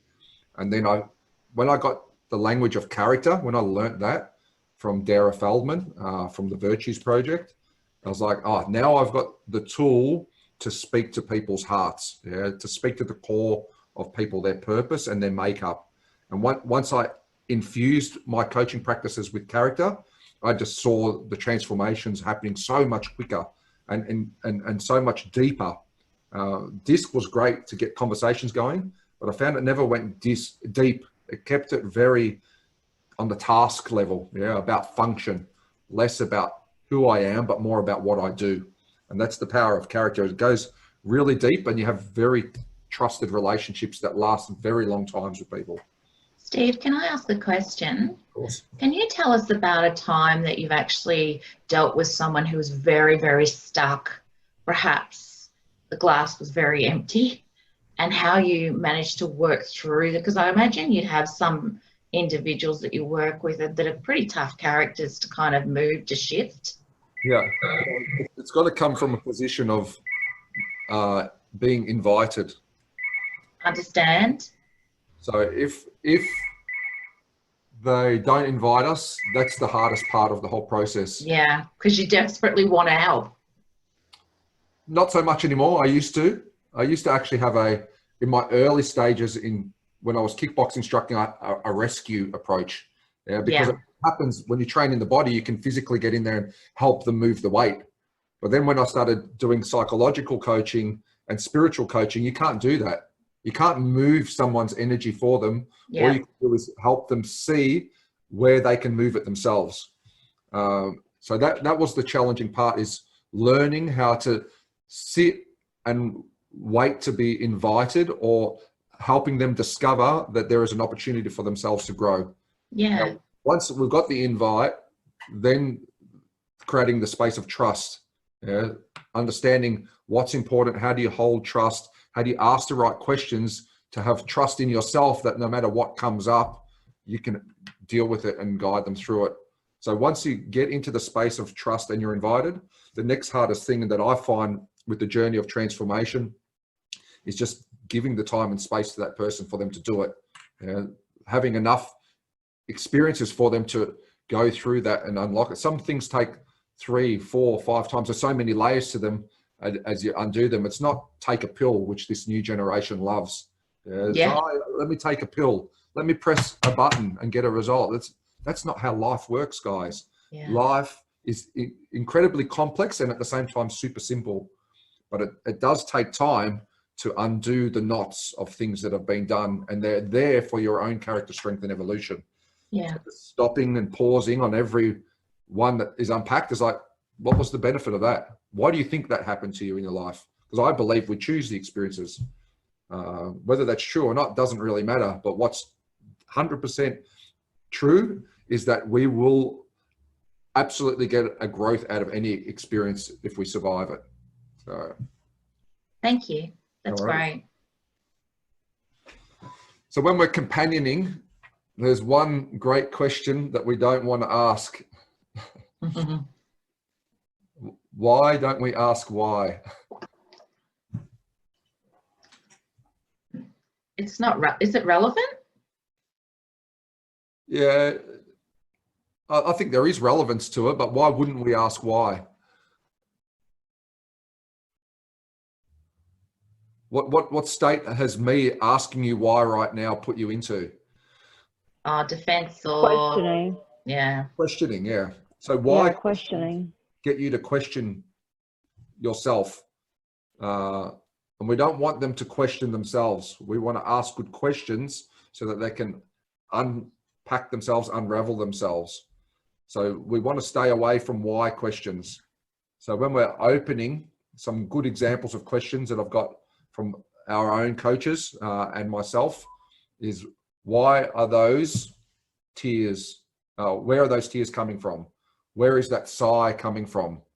Where is that feeling? Like sometimes I'll say, oh, something just doesn't feel right. You know, you're looking for an invite for them to open up. It's like, oh, how did you pick that up?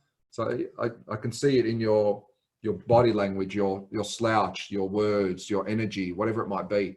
And then that opens the conversation. Then it's, how are you feeling? Yeah. Now they've given you the invite, open the door, and now you're giving them an invite back to give you their emotions, to give you their perspective.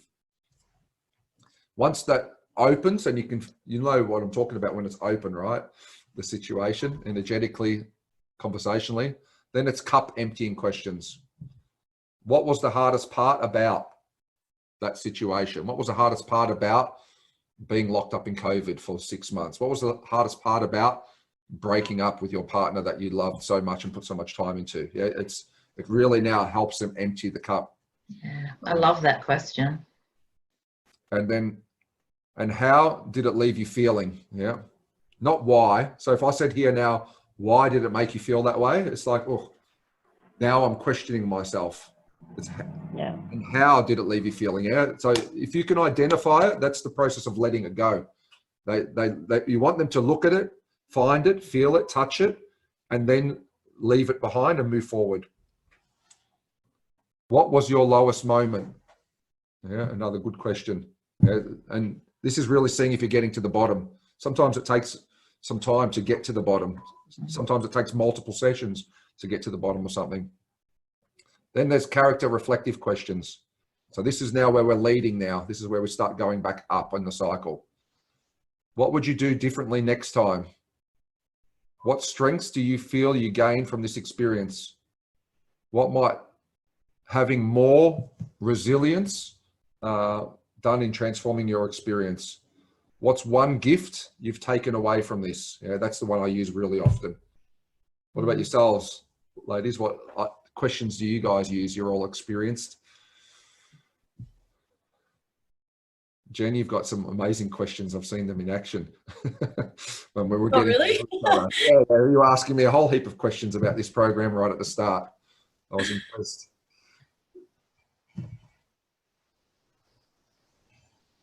Well, I'm probably still, I just want to make sure that I'm understanding this slide a little bit, if that's okay.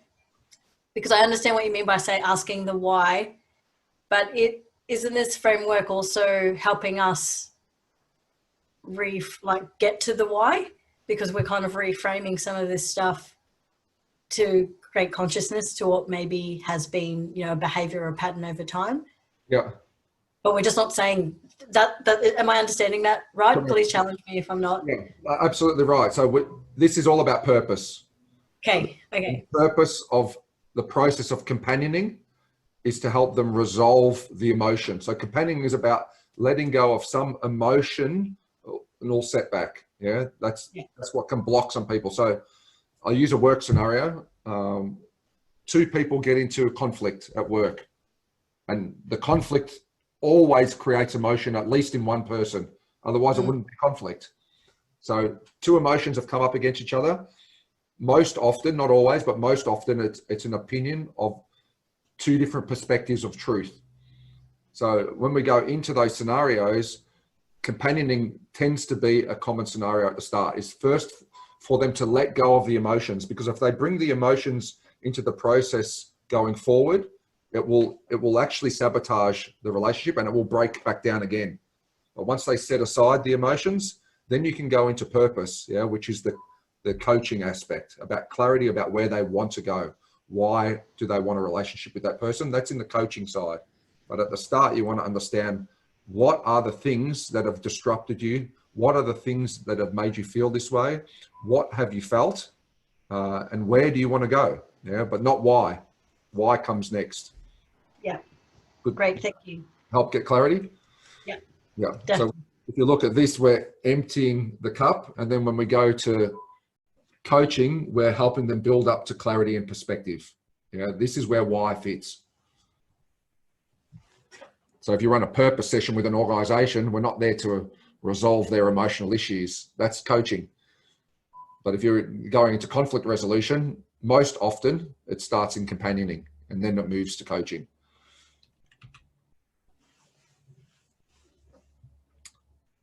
So in the coaching stages, it's a cycle of three still spirit, mind, body, but it's about bringing them to a future pace to see a way forward. Yeah, it's really about clarity. So we start by understanding their purpose. This is the place for why questions or their challenge. Yeah, so now we're going deeper. Then we chunk up the conversation to purpose. Now we actually lead them to purpose. So there can be a ton of why questions in this scenario. Then we're trying to reach a space of clarity by creating questions and guiding statements. We're future pacing them to see where they want to go. So in the conflict resolution scenario, imagine I've done the companioning and, Jen, I'll use your names if you don't mind, is pissed off with Michelle. Yeah. So Jen has been pushed by Michelle, who's her coach, her supervisor. And in her performance review, is really smashed Jen down because she didn't achieve a certain project outcome. And now Michelle's thinking very poorly of Jen's capabilities, which is only one aspect of trust. Now, Jen, on the flip side, is feeling really upset because she's not seen by Michelle for all of the qualities that she's done to support everybody else's projects. And in fact, she's contributed to their success through her strength in empathy. So when we do the companioning, that's what comes out in the conversation. Well, I want a sense of clarity and I want a sense of delivery and perseverance to get an outcome. That's Michelle's issue. Jen's issue is I want to be seen for my values beyond my capabilities. I want to be understood that my empathy is adding actually a lot of value to people. I'm holding to people together, and indirectly, we've all succeeded. And once we get the emotions that each person feels from that out of the way, now we can go into coaching to create resolve. And this is this part. So understanding, well, what do you want out of the relationship? Well, I want from Michelle a sense of respect. I want to be seen for my values beyond my capabilities and projects. And Michelle wants a sense of clarity.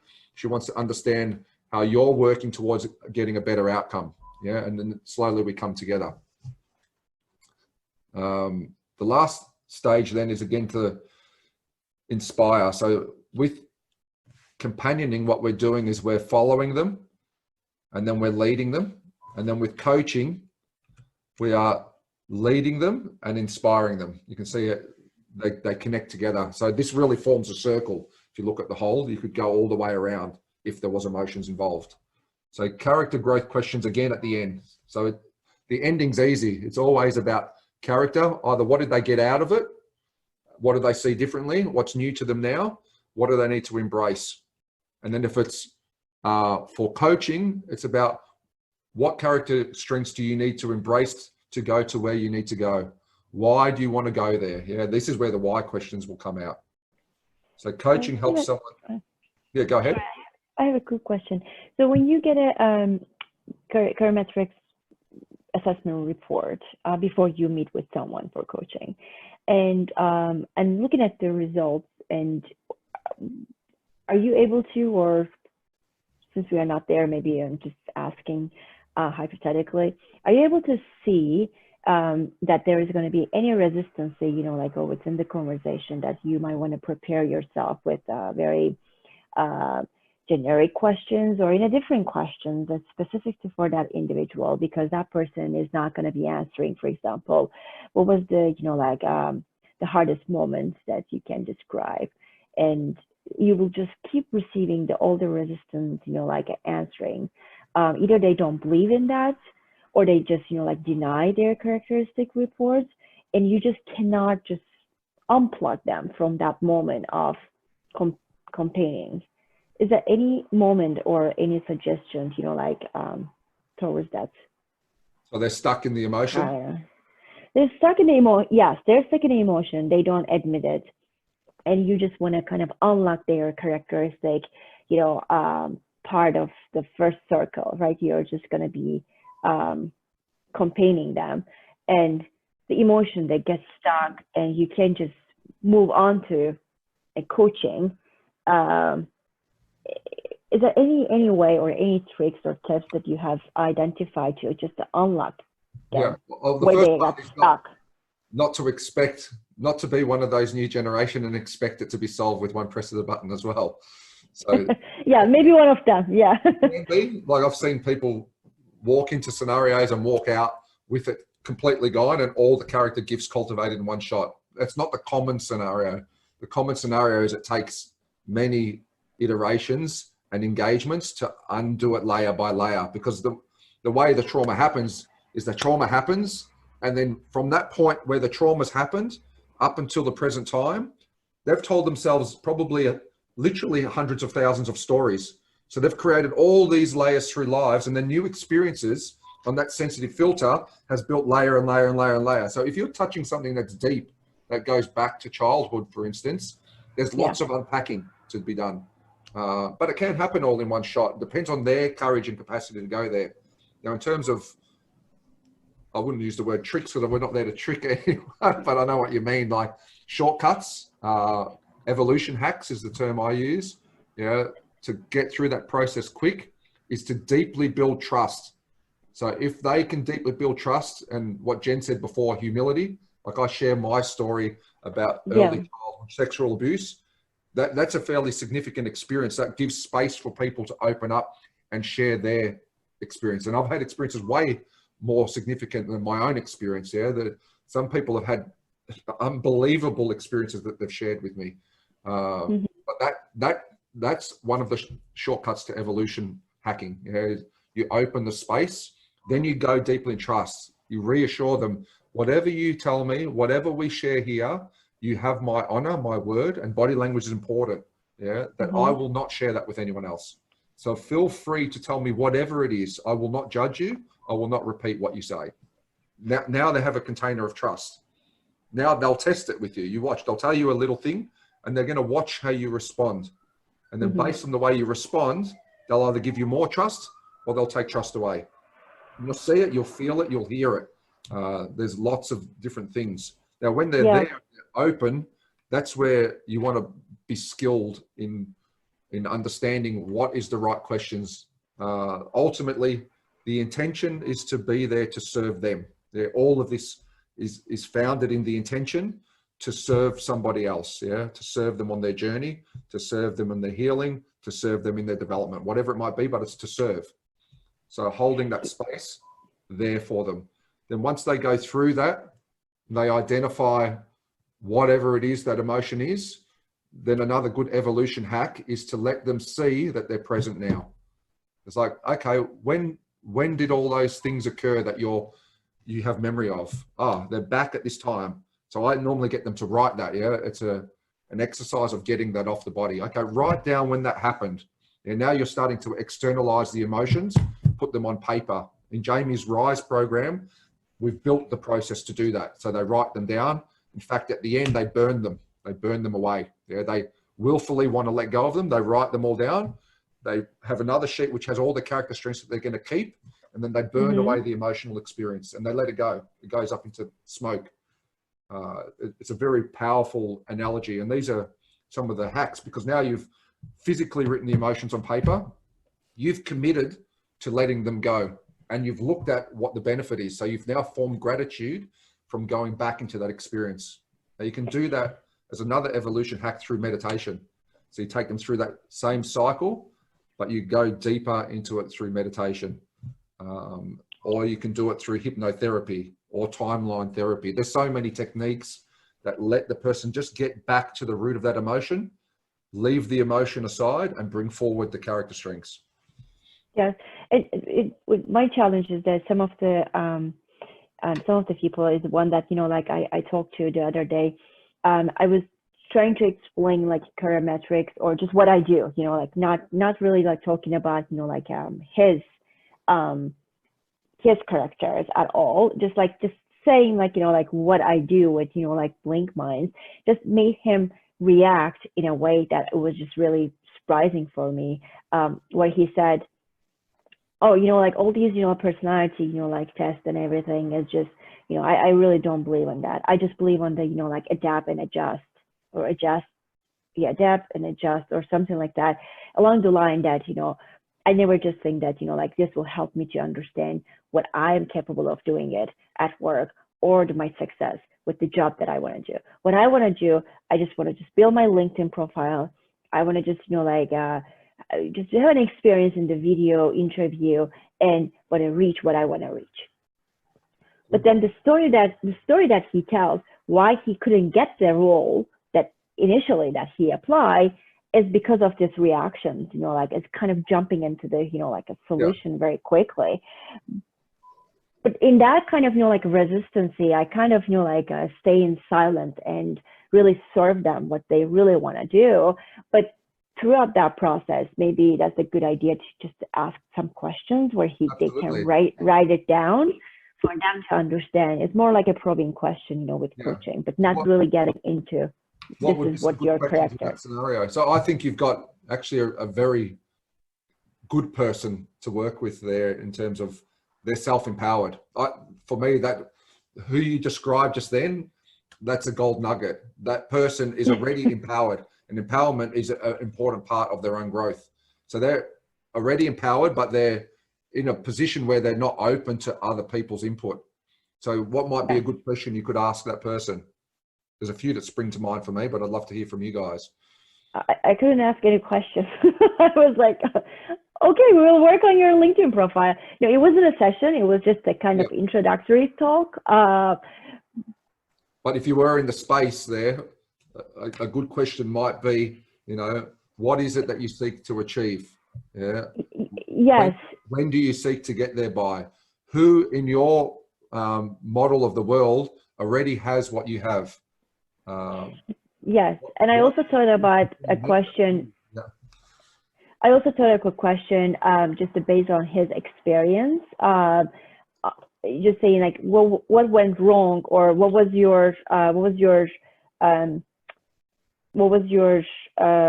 reaction to not getting to roles that you have applied? You know, why do you think that happened? What was some of the, you know, like obstacles that you went through? So kind of, you know, getting into that experience that he had might be a good way of opening up.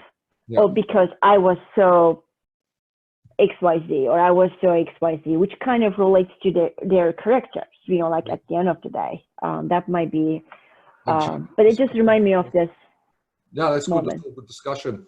Getting people to change perspectives is also powerful. So often people get stuck in perspective one. So they just look at the world through their own eyes, but helping them see. So another question you could say is, if you were recruiting for that role, how do you see yourself different to the other candidates? So what you're doing is helping them get out of their own eyes and look from the perspective of the recruiter. You know, in the whole scheme of things, this is chunking up now to perspective 4. In the whole scheme of things, how important is that role to you in your whole life's development? Yeah. So now you're really getting to look at it from a global view. But, oh, it would have been nice to have, but there's many paths. Yeah. So, yeah. And also ego is, you know, like from that thing that you mentioned, is there has to be a balance, and sometimes it's not balanced, and ego just, you know, like help them just go from a comfort zone to what was it? Well, not the learning zone, after that, something like a the environment or their capabilities. You're talking about the Layers-Dilts model. Yeah, like the comfort zone, that they go to the learning zone, and then that, you know, like the all the way around where they got very stressed out, and they got like they kind of lose their like a mental health. They're just more what they call like a terror. Like there's this I forgot what was the zone name. Out of comfort zone. What is it? Is it out of comfort zone? Is that what you mean? Like in between? Yeah, like out of terror.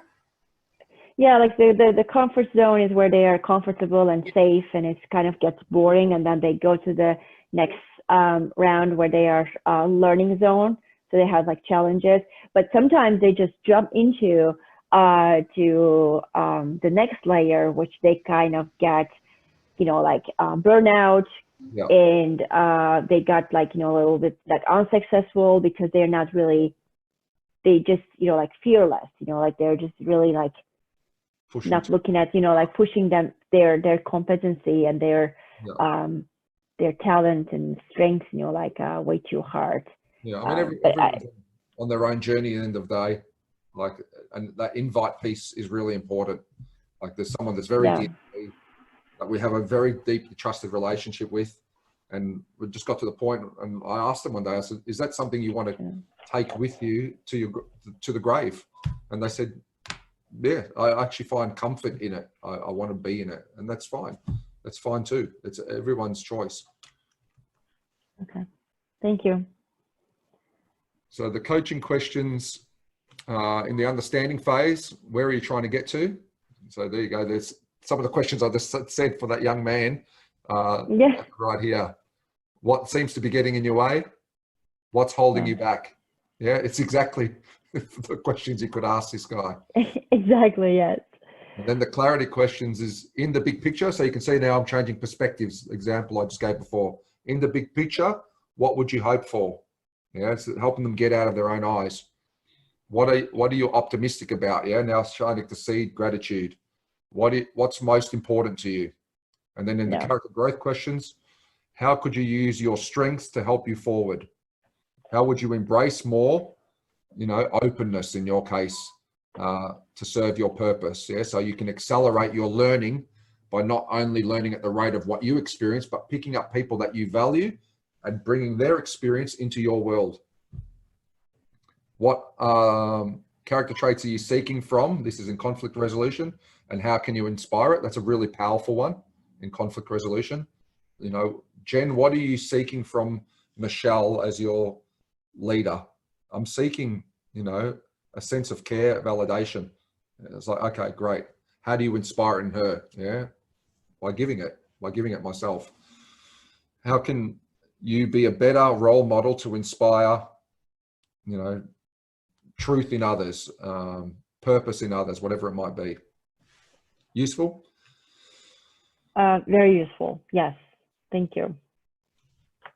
So here is the cycle of purposeful communication. I'm just mindful of the time. We'll stop for a break at 11:30. So in conflict, what happens is people focus on the issue. Then it slips into personal attack and it becomes blame. And the reason why I show you this is because conflict resolution is one that will come up a lot when you're character coaching. So example, the new guy, Bob, has been making some mistakes over and over again. He can't get anything right. Because of him, we never get anywhere. Now, when we talk from purpose and character, the cycle has got really one subtle difference. It starts with purpose. And this is where why questions are very important. So in this cycle, what we're doing is looking at the purpose of the relationship. Then we focus on the issue, and then we focus on how do we resolve it. So it's not that we ask why, but we come from a position of purpose, yeah, about why do they want harmony in the relationship. If I'm doing conflict resolution and people don't want harmony, they say, no, I don't want to like that person. I was like, well, that's the end of it. We can't go any further, because unless you want harmony, there is nothing to move to. You have what you want. You have conflict. We're here. We've arrived. We've got what you want. It's like, do you really want that? Oh, how would harmony serve you better? How would you feel coming into work if you were getting along with that person? Who is the person in the workplace that you like most? What if your relationship was like that relationship? Yeah, these are all questions to help seed optimism going forward. So an example in this case would be, one of our organizational values is excellence. Yeah, this is setting boundaries. It's important that everyone represents it because the collective effort creates the result. Bob is still new. He needs more time to learn. How can we help him be supported and work to his natural strengths? We can help him with a buddy system until he's confident in his own and he understands. Yeah. At the end of the day, the boundaries are important. If Bob keeps consistently, you know, making mistakes in the role, maybe that's not the role for him. Maybe we need to find where we can work to his strengths. Maybe he's not passionate about his work. Maybe we need to help him understand the purpose of what he's doing and his own purpose. I mean, there's always a reason behind certain outcomes, but it takes more effort to think this way. This is why a lot of leaders end up in this space, because that's just easy. Just blame them. It's not working, well, it's his fault. That's nice and easy. It's actually your fault because you're the leader. You're there to lead them. We need to create shift. All right. So I'll move a bit quicker through this one, then we'll plan to stop at 11:30. So in purposeful communication, this is really for setting clarity and direction. Express the need and the purpose of your discussion. Yeah, so we're here to create harmony. Yeah, that's the purpose of the discussion. Is that what you want? Is that what you want? And then what is the next part? What is the issue? Yeah, well, I feel this way. Yeah, I am bullied by this person. I don't feel valued. Yeah, ultimately what it comes down to. Or I don't feel supported is often what it comes down to for the leader. And then the next part is then how. Discuss how we can solve the issue and provide solutions. So purpose, issue, and resolve.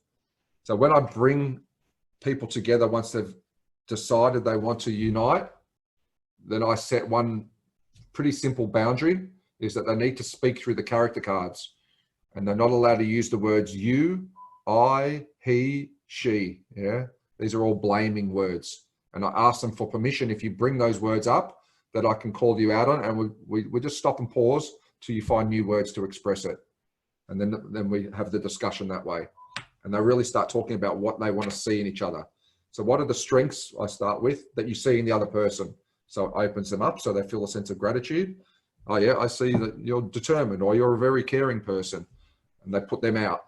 And they'll say, okay, what do you want to see in that person? And what do you want them to see in you? Yeah, and you start talking through the character cards. Useful? So we'll take our break now. It's 11:30 here, which means in Brisbane it is 10:30, is it? Same time. Same time. Yeah, we don't do daylight saving here, so. Yeah. And then what time is it there for you, Naz? It must be getting late. It's 9:20 p.m. Yeah. All right. So we'll take a break till 9:30 for you and 11:30 for us, and then we'll come back. Okay.